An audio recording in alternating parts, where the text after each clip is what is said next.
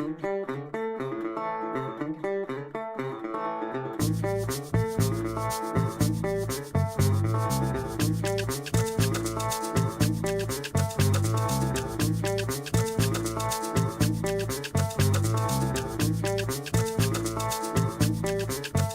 the most common is what we call gas colic, and that just means that the horse gets a little bit of extra gas in their intestine. It makes them feel kind of full, and they get some gut spasms.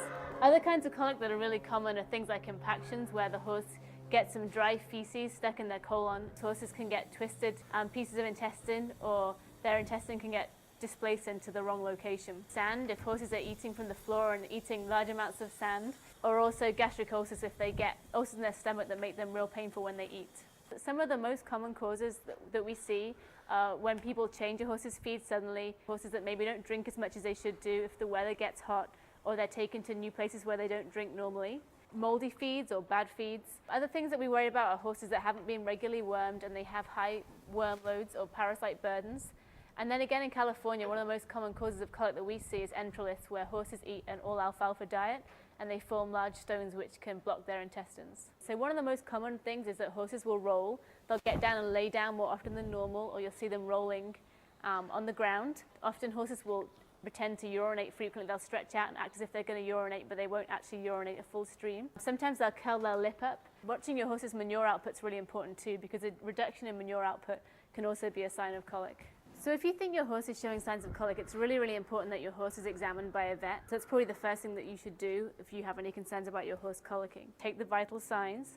And following that, it's important that you listen to the horse's gut sounds, using a stethoscope if you have one. So to listen to the gut sounds, you need to listen on both sides of the flank. So we listen in 4 sites. Firstly up here, secondly down here, and then the same 2 locations on the other side.